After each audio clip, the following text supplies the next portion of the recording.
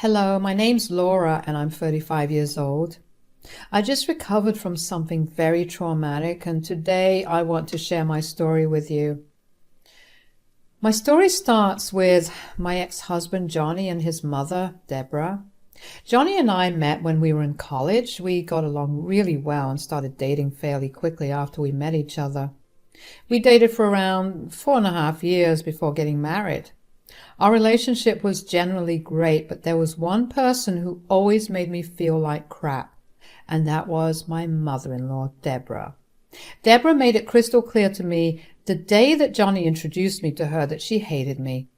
She would go out of her way to insult me whenever she could. It would hurt like hell, especially because I knew that I wasn't very conventionally pretty. Still, I believed that Johnny loved me for who I was, and that was enough to soothe me.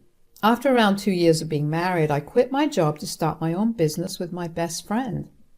It was very risky, but Johnny supported my decision, and within a year, the business started taking off. It was a slow and steady growth, but it was growth nonetheless. Over the next 2 years, the business began to experience large amounts of profits, and that meant that Johnny and I were living more than comfortably. Of course, you'd expect that to change the way that Deborah treated me, at least a little bit. But she was still the same. She would belittle all my achievements and would even yell at me for emasculating her son. Johnny would always remain silent during her tirades, and I guess that was what led to the downfall of our relationship. We began to argue a lot because I felt like he never stood up for me or even cared enough to do it. He would tell me that he couldn't talk to his mother that way, but all I heard was a pathetic excuse. Our fights only increased, and before I knew it, we were barely talking to each other. It was around this time that I found out that Deborah had been trying to set Johnny up with multiple other women. I found out because I happened to see the text come up on Johnny's phone when he was in the shower. I went through their chats and saw them talking a lot of smack about me.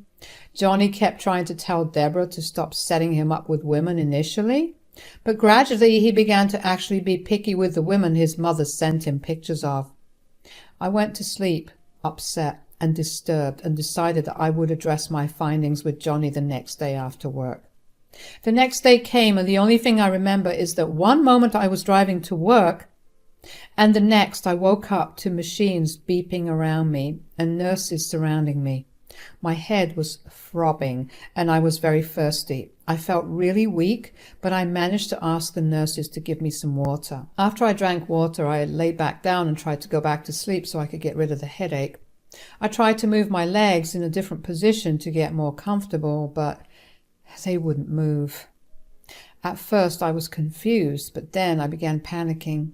I called out to the nurse and told her that I couldn't feel my legs. The nurse called the doctor immediately. He ran some tests where he poked and prodded my legs to confirm if I could feel anything. Around this time, Johnny walked into the room. He saw the frenzy and asked what was happening. One of the nurses filled him in and he seemed very worried. I was rushed for some more testing.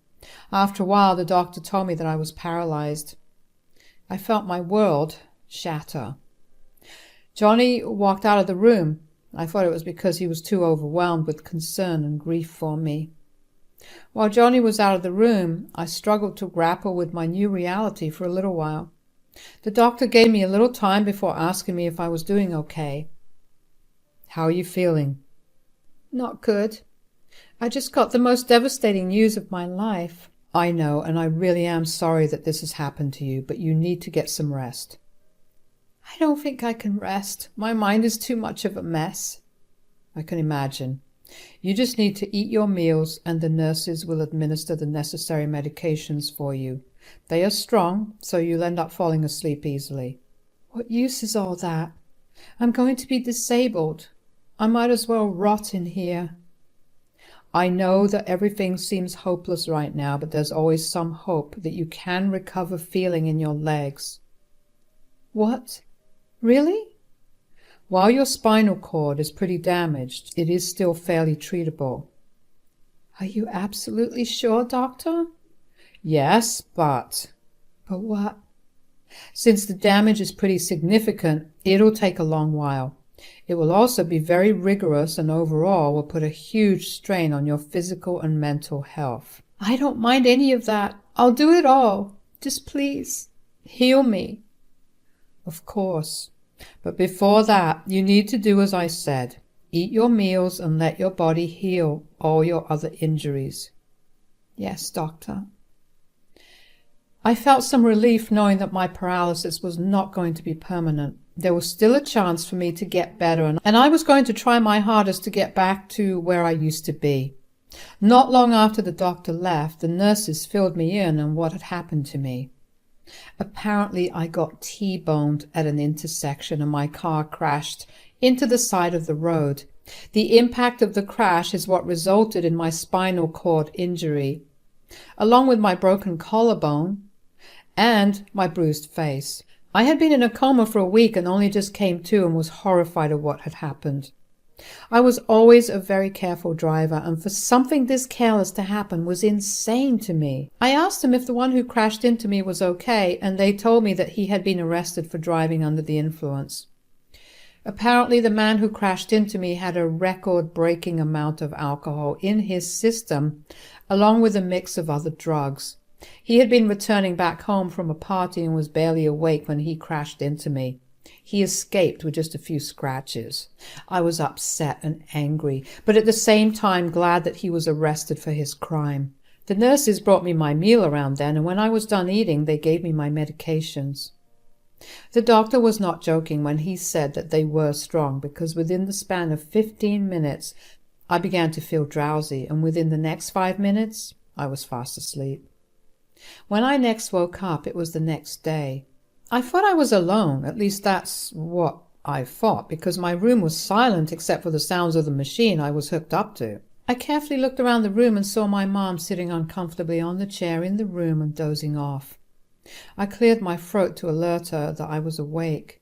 She awoke with a start and looked confused for a second before rushing over to me. She held my face in her hands and scanned my face. Tears ran down her face as she gingerly hugged me. I will admit that I cried a little too.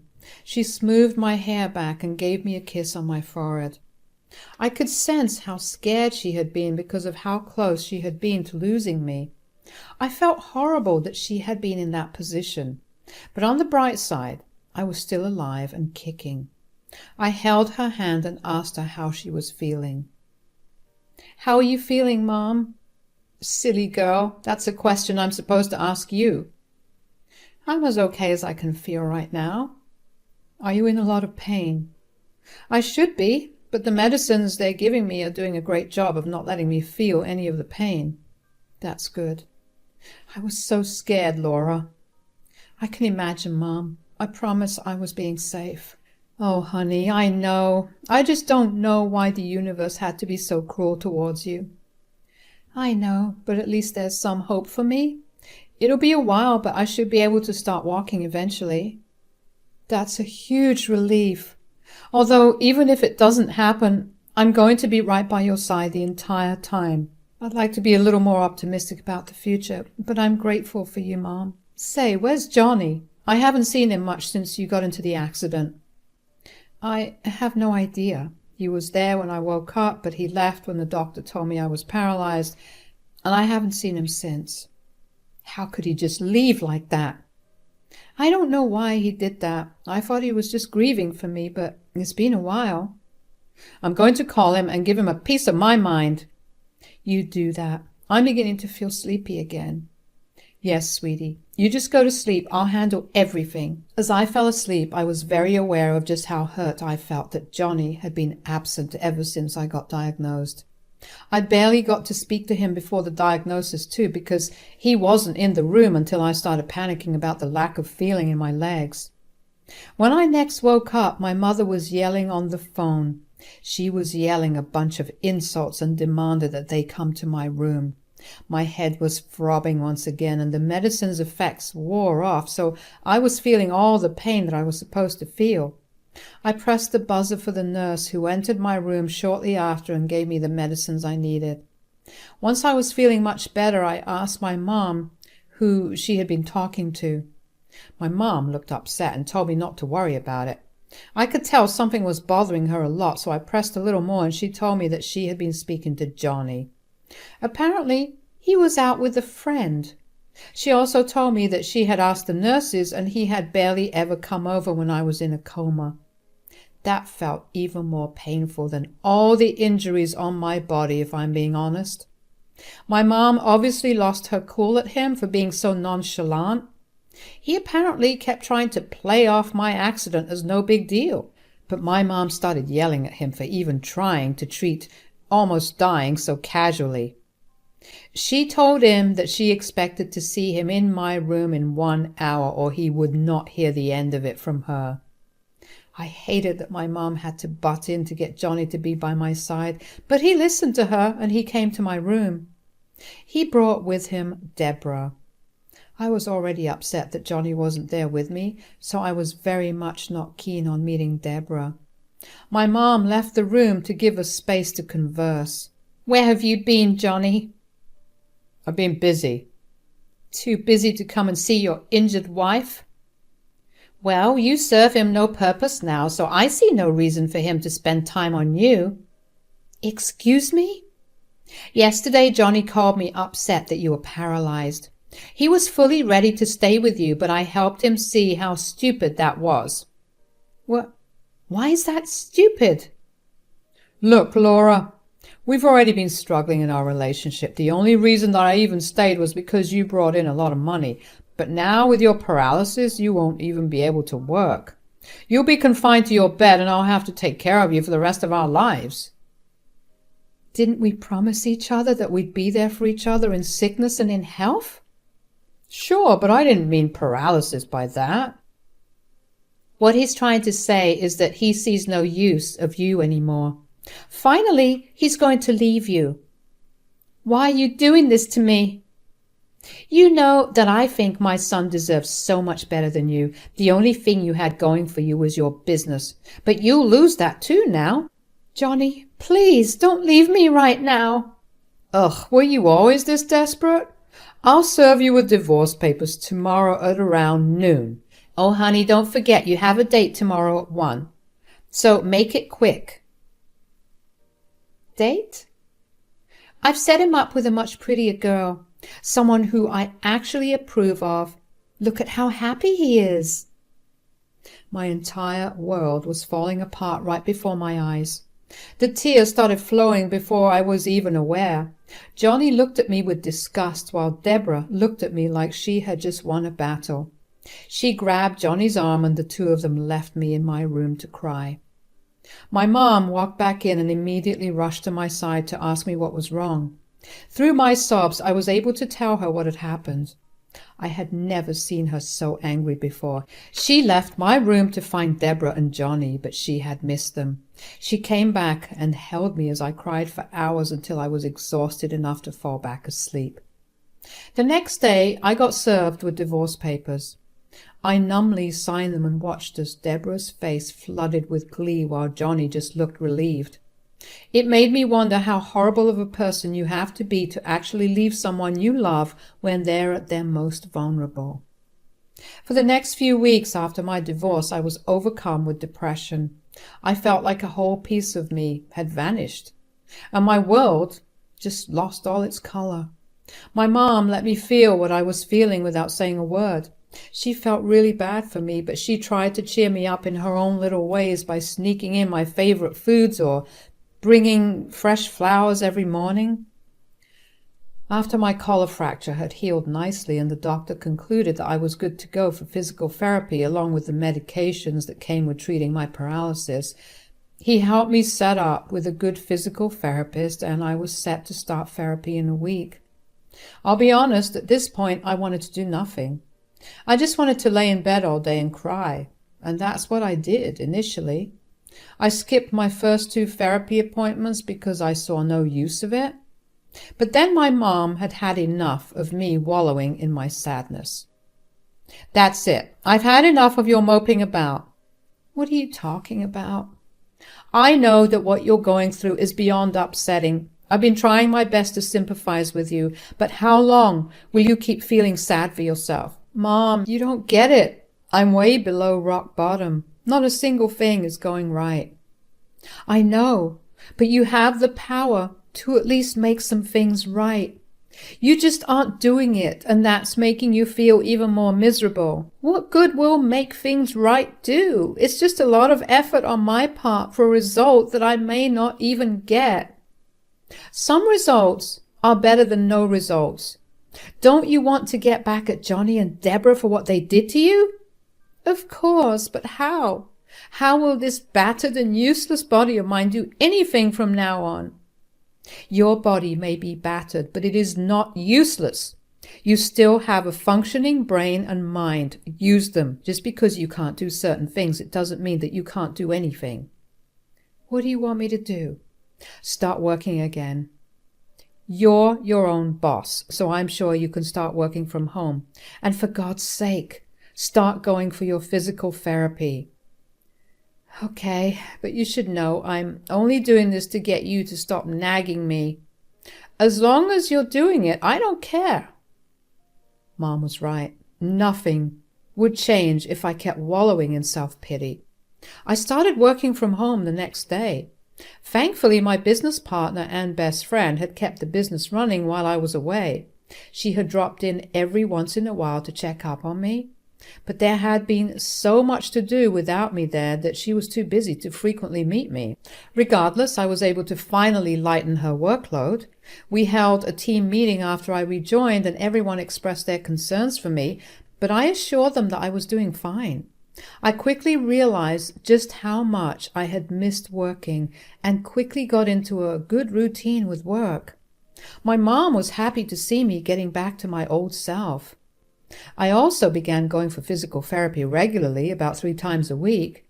At first, it was super humiliating to try to walk. I had to be supported, and I could barely keep myself standing upright.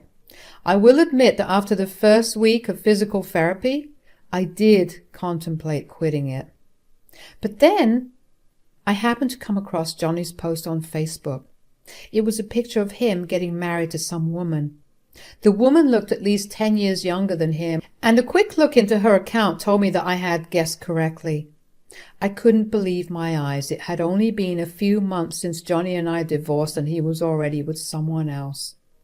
What was even more infuriating was that he had captioned the post with, "Sometimes you have to waste time on something useless to find something useful." I was seeing red at that moment. I wanted nothing more than to get back at him and Deborah. Right then and there, I decided to start working my butt off to not only get back to how I was before the accident, but to surpass it. Every time I thought about giving up, I simply remembered Johnny's post, and I was all fired up. The next 6 years of my life saw a lot of progress. The first 2 years were spent relearning how to walk. By the end of 2 years, I was walking pretty well, although I did need to use a cane for safety purposes. For the next 4 years, I poured my heart and soul into my business. Pretty quickly, my company became a big name. I was living in the lap of luxury, but I was still not fully satisfied. I needed to get back at Johnny and Deborah. And then the perfect opportunity fell into my lap. Johnny's company was going under. They were struggling and in desperate need of someone to finance them. My company proposed a merger, with us having a majority of the shares and profits, thereby giving us more power in the boardroom. They were desperate enough to agree to these terms. First thing I did when we made the merger official was to have a meeting with all the company's staff. When Johnny saw me walk in, he looked shocked.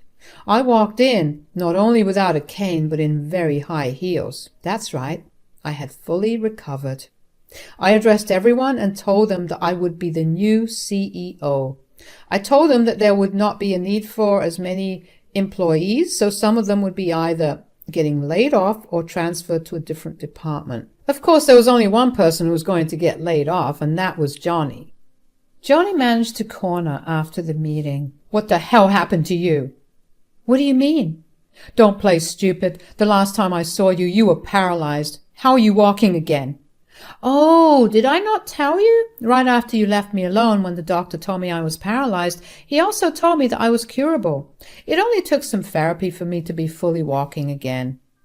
So you lied to me?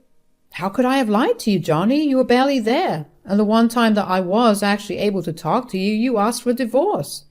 So, is this what this is? Revenge? Is that why you came back? Bold of you to assume that after everything I went through, I would want to waste my time on something as useless as you. So, you're going to be professional with this, right? I have a baby on the way and I would really appreciate it if you let me keep working here. Oh, wait, wasn't it you who said that sometimes we have to waste our time on useless things before we find something useful? Please don't do this. Funnily enough, I already have your letter of termination typed up and signed. You're fired. You jerk, how could you? You know that I need this job right now. And I needed you when I was at my worst in the hospital, but you left me for someone else. I hope you enjoy this taste of your own medicine. I walked out of there with my head held high. After work ended, I got a lot of calls and texts from Deborah calling me a disgusting and vile person. But I swiftly reminded her of what she did to me, and I told her that she was free to help her son in the same way she helped him realize just how useless I was. The taste of victory is really sweet. I finally feel vindicated, and I have a lot of people to thank. Without any of their help and support, I wouldn't be able to do what I did. If there's one thing I learned through all of this, it is that when you reach rock bottom, there's only one way to go, and that's up.